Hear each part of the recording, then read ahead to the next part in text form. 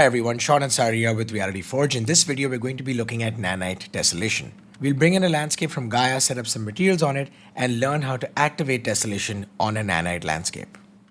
If you're going to be practicing Gaea as well and not using the files we provide, you can download the community edition for Gaea 1.0 from QuadSpinner.com.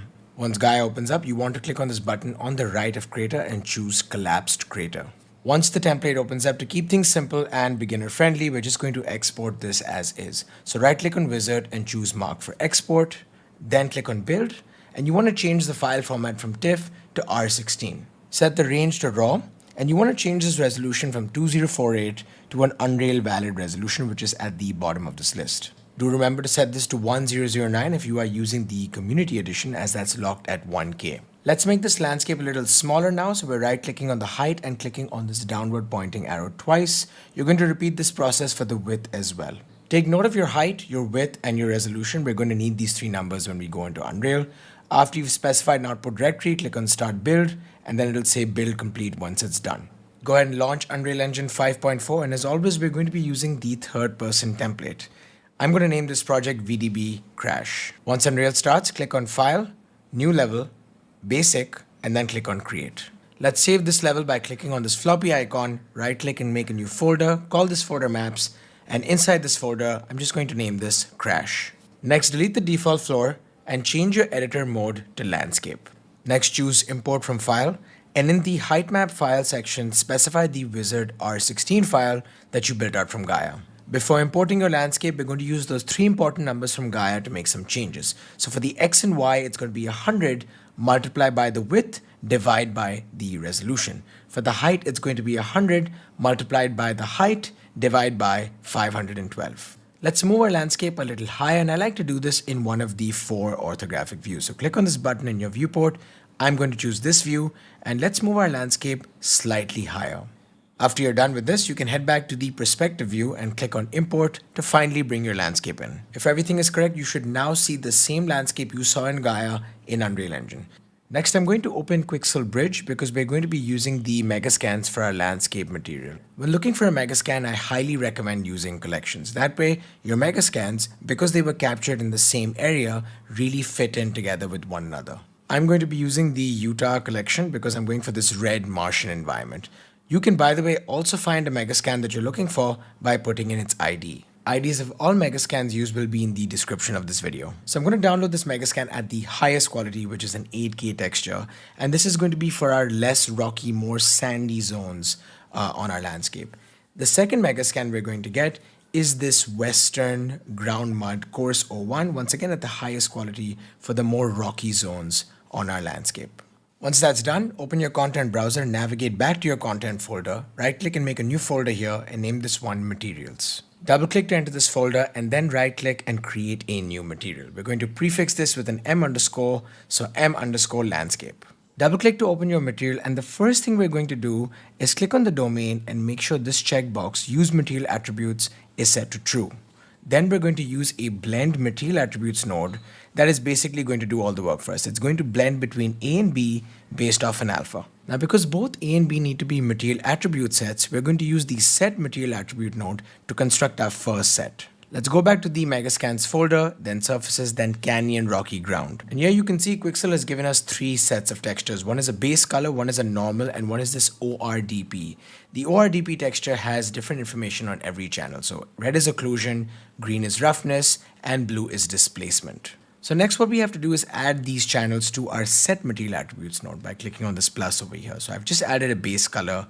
We'll now add a normal from the drop-down menu, and we're going to add ambient occlusion, followed by roughness. So just plug the red in here, followed by roughness. Roughness is on green, so we just plug in the green here.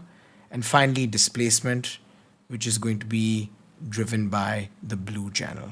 For the output of this Set Material Attributes, I'm going to drag rightwards and add a named reroute. Named reroutes are a great way to keep your graph really clean because now you can give this any name, like we're giving it Quixel Canyon Rocky Ground, and then I can use that, I can call that at any other point in my graph, giving us access to this material attributes that we just set up. For the second material attribute set, I'm just going to Control-C on this node, Control-V, and then repeat the process once again for the other Quixel Megascan. Once again, at the end of this process, we're going to add a named reroute, and this one's going to be called Quixel Desert Western Mud. So to bring all this together, now when you right click, you'll see two options under named reroute. So the Quixel Canyon Rocky Ground is going to go to A, and the Desert Western Mud is going to go to B. Just like on a lerp node, the alpha pin here is using black and white to blend between A and B. So I've got this very simple checker texture plugged in here to show those of you that may be unfamiliar or not understand what's going on, how the black and white is defining which texture is being shown. So for that black and white information, I'm going to use a slope mask because I want the material to change as the landscape becomes more vertical. So for our slope angle, I'm going to use a constant 3 vector with 1 on the Z. For the fall of power and cheap contrast, I'm going to promote both of these to a parameter. The reason for this is when we make an instance of this master landscape material, I can then make changes to both these values without having to recompile the material every time I make a change. Remember to set the default values at 0.5. I'm now going to right click on my master material and choose create material instance and name this mi_landscape. To use this material instance on your landscape, simply select the landscape and in the landscape material slot, select the material instance we just created. Now because this is a material instance, we can double click and overwrite any parameters we set up earlier. So I'm going to click on these two checkboxes here and set the contrast to 5 and the fall off to 10. And you can see that slope mask now working, it's blending between both materials. At a distance, it's not going to be very noticeable, but if you get really close, you'll see the styling issue on your landscape. To remedy this, we're going to open the m_landscape master material and put down a landscape coordinates node. As we did before, we're going to connect the output of this to a named reroute, which is going to be landscape coordinates output. Finally, after selecting the landscape coordinates node, we're going to change the scale on the left to a value of 100. Find the named reroute for the landscape coordinates output and connect this to all the UV pins on all the textures being used in your material attribute sets. After you apply and save, you'll notice your texture appears larger. That's because it's being scaled more. This is a very beginner-friendly way of remedying the tiling problem. For Nanite displacement to work, navigate to where your project is saved, go into config and open default engine.ini with something like Notepad. You're looking for a section that says renderer settings. Navigate to the end of the section, and at the end here you want to add r.nanite allow tessellation equals 1, r.nanite.tessellation equals 1. Once Unreal restarts with these new settings, you want to open your m_landscape master material and search for tessellation on the left side and enable it. The final step in all of this is select your landscape, enable Nanite, and then the buttons above this, there's two buttons above this, you want to click on build data. After the build completes, you can zoom into your landscape and you can see all that displacement being driven by those maps that we plugged into our material attributes earlier. And I've just gone in and turned on Nanite triangles, and you can actually see that it's physically displacing the terrain here.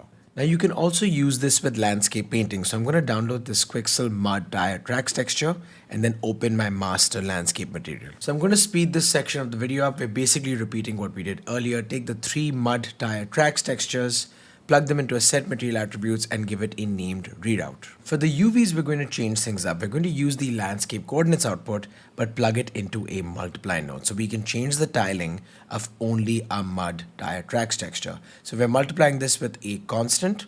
I'm also going to promote this to a parameter and name it mud tiling. Don't forget to set the default value to 1. Next, we have to set up our landscape layers that we're going to paint on. So I'm going to add a landscape layer blend node and then add 2 layers here. On the left, we can give our layers names. So I'm going to name the upper layer auto slope mask because this is being driven by that slope mask we have set up. And the layer underneath this, I'm going to name mud tracks. Now we can plug the output from our layer blend to the material attributes, the output from our slope mask blend to the layer with the slope mask blend, and the output from the mud tire tracks, the named reroute, to the mud tracks layer. When you return to your landscape after clicking apply, you'll notice it'll be completely black. That's okay. Select your landscape and clear the material on the landscape by clicking on this arrow over here. After the material's been cleared, I'm going to go ahead and select the same material instance and reassign it. After that's done, head back into landscape mode, and on the left, you're looking for the paint tab. You'll see both your layers here, but you cannot paint with them. You'll need to create a weight blended layer. Do this for as many layers as you have and then save all of them. Final step in all of this is clicking the rebuild data button. You'll find this just above the checkbox where you enabled Nanite on your landscape. After the build is complete, you can simply select your layer and paint with it. It's really nice seeing all that displacement work so well. You can go ahead and change some of the settings on the left here. Shift is erase, and you can also take down the magnitude for a subtle blend between both your textures. I then wanted to add a car to my scene, so I downloaded this 1987 Jeep Wrangler from the Wired Wheels Club. Navigate to the FBX folder, drag and drop that into your content browser, and then just use the default settings and then click import all. Now shift select all the light blue static meshes and then just drag and drop them into the scene. I scaled my car up a little bit, so value of 8 here. And then after you've placed your car, you can just go ahead and paint some of these mud tracks into your landscape. Because we set up a way to change the tiling on our mud texture, I'm just going to open my material instance and set the mud tiling to a value of 4. You now know how to use Nanite tessellation on your landscapes. The same principles are also going to work if you apply these materials to a static mesh. You just have to go ahead and activate Nanite tessellation the way we did in this video. With that, everyone, give us a like, give us a sub, let us know in the comments what you thought of this video, and I will see you in the next one.